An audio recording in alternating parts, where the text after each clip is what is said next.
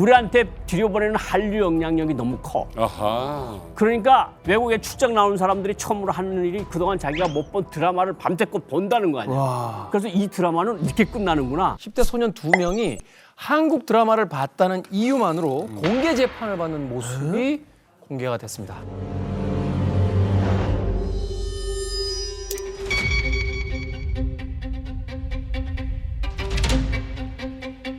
지금 썩어 빠진 괴뢰문화는 아이들입니다. 소년들에게까지 전파돼서 살아남은 새 세대들을 반동 사상 문화의 희생물로 만들고 있습니다.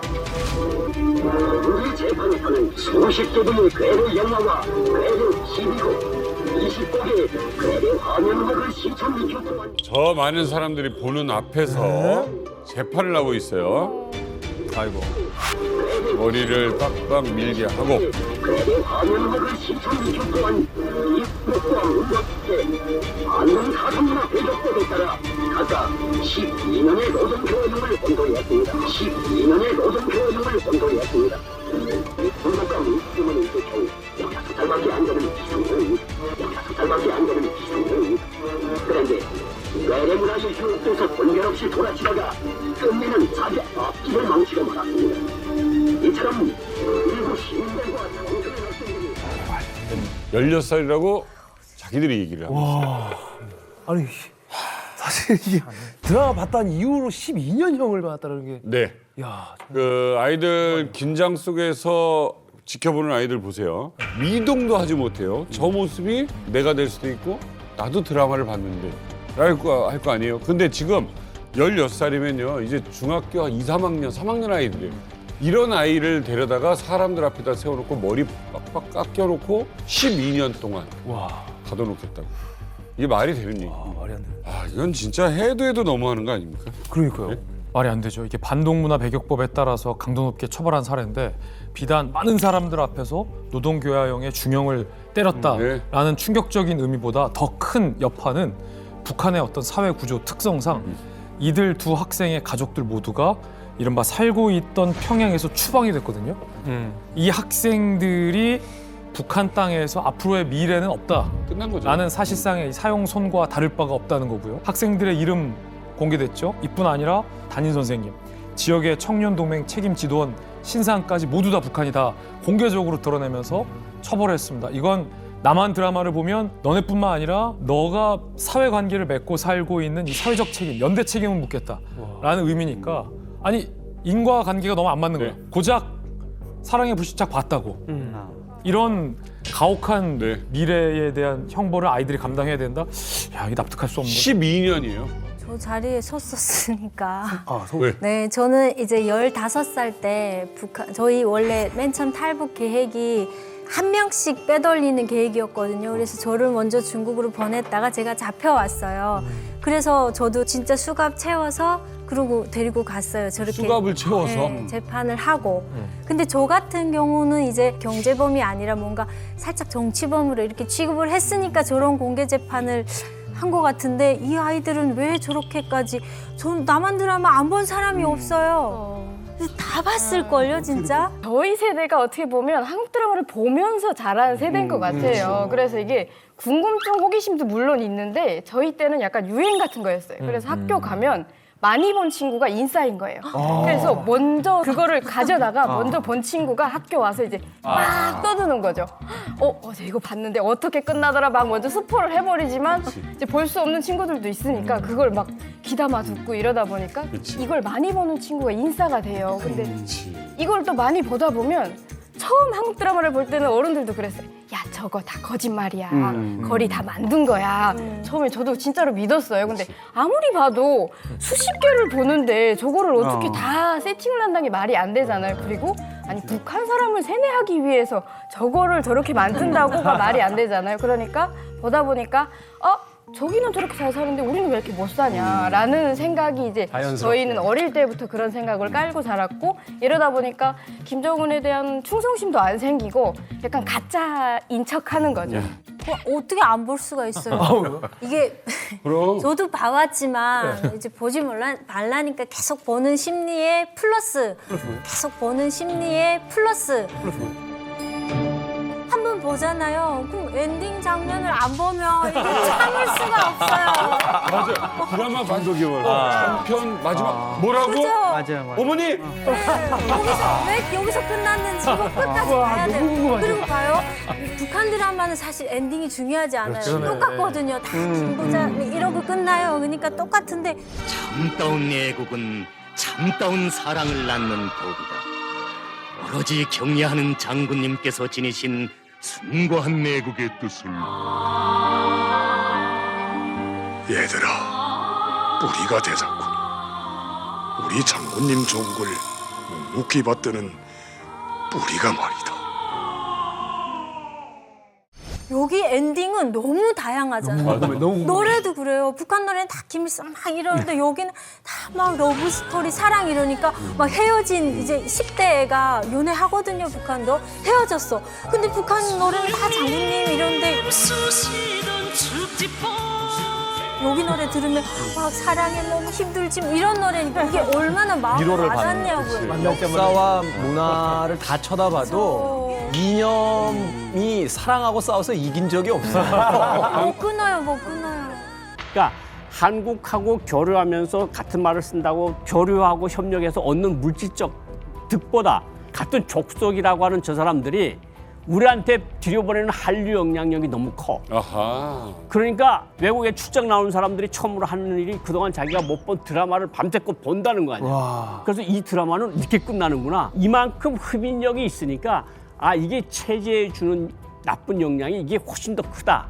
이걸 차라리 적으로 돌려놓고 적대시하는 게 내 체제를 유지하는 데 결정적인 도움이 되겠구나. 이거의 기본 요인인 것 같아요. 저는 이제 기본적으로 지금 요 일련의 상황을 보면 김정은이 역시 반통일적이고 네. 반민족적이고 반역사적이라는 부분을 스스로 이제 커밍아웃한 거라고 생각을 해요. 그리고 아버지 할아버지가 체제 경쟁에서 졌는데 내가 해가지고 13년 동안 해봤는데 아 이게 안 되는 거구나 하고 문을 이제 닫아 건 거라고 보거든요. 그 기저에는 대한민국에 대한 어떤 열등감, 열패감 그런 게 저는 깔려 있는 것 같은데. 그래서인지 몰라도 확실히 이번 북한의 움직임 심상치는 않습니다.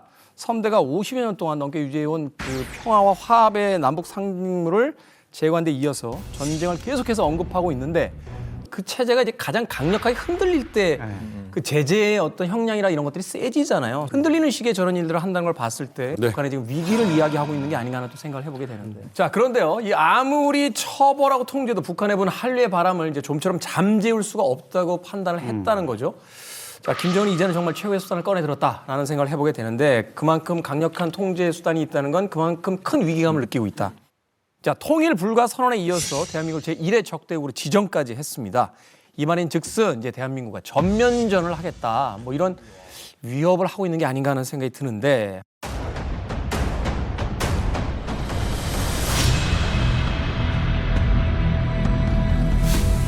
대한민국이라는 최대의 적국이 군사적 긴장 격화로 지역 정세의 불안정성이 증대되고 있는 현실을 냉철하게 고찰해보면 물리적 충돌에 의한 확전으로 전쟁이 발발할 위험은 현저히 높아졌고 위험 단계에 이르렀습니다. 전쟁은 대한민국이라는 실체를 끔찍하게 괴멸시키고 끝나게 만들 것입니다.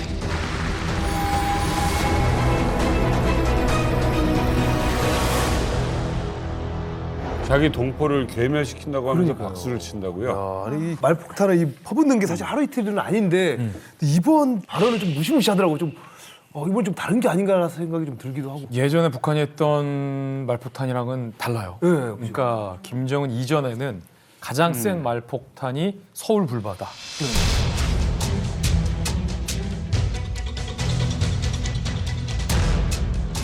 여기서 서울이 멀지 않습니다. 전쟁이 일어나면은 불바다가 되고 말아요. 아니 지금 성 선생도 아마 살아나기 어려울 게예요. 아니 가만 그걸 말이라고 합니까? 말은 왜 듣지 않고 무슨 아니. 뭘 절고 있어? 뭐 전쟁에는 전쟁으로 대응한다. 국지전의 가능성은 충분히 남아 있어요. 다다닥 하고 붙을 수 있는데 전면전 핵무기를 쏘는 경우는 북한 정권 끝이거든요, 진짜. 지금 우리가 좀 생각을 해봐야 되는 게 해외에서도 경고를 계속하고 있거든요. 그중에 그 전에는 그런 발언을 안 했던 인물이 아주 심각한 경고를 한 사람이 있어요. 네. 바로 로버트 칼린이라는 인물인데 그리고 이 사람은 평소에 지론이 북한하고는 대화로 풀자. 뭐 강대강으로 갈 필요 없다. 이런 온건파였어요. 근데 이런 사람조차 최근에 이게 좀 뭐 분위기가 안 좋다. 뭔가 일이 벌어질 가능성이 있다라고 얘기를 한 거죠. 지금 이만갑을 시청하시는 분들 마음은 참 그럴 겁니다. 이게 그냥 모르고 살기에도 문제가 있는 거고 또 너무 불안해도 걱정이 됩니다. 지금 어떠세요? 얘기 지금까지 들어보니까. 저는 지금 어떻게 어디로 더 비신을 해야 되나. 만약 포탄이 날아온다면 화도 지금 많이 나거든요. 이게 북한에서 미사일 한 발을 하늘로 올리잖아요. 그러면 북한 주민 전체가 30일 먹을 옥수수가 하늘로 올라가는 거래요. 근데 그거를 매번 올리는 거라서 화도 무지 나는데 전 지금 또 한국에 앉아 있고 집에 아이들이 토끼 같은 아이들이 둘이 또 자고 있고 이런 생각을 하면 머리가 너무 혼란스러워요. 정말 그런 위험한 상황이 벌어진다고 하면 어떻게 해야 돼요? 제가 이제 우리 시청자 여러분들의 걱정거리를 좀 이제 마지막에 들어서 좀 덜어드리겠습니다. 해줘요. 편안하게 자기. 앞서서 뭐 탑 날리고 막 지뢰 매설하고 철도 끊고 지랄탄 같은 미사일 막 쏘고 하는 것 때문에 우리가 막 전쟁할 수 있다 막 이러잖아요. 근데 우리가 이 얘기를 하면서 전하지 않은 한 가지 얘기가 남아 있습니다. 우리 녹화하는 날 기준으로 3일 전에 북한 김정은이 핏대로 올리면서 뭘 지시하냐면 북한 경제 개발 계획 10주년 계획을 발표해요. 지역 인민들의 초보적인 물질 문화 생활 수준을 한 계단 비약시키려는 우리 당의 이 정책을 지방 발전 20승 10정책으로 명명하고 강력하게 추진하자고 합니다.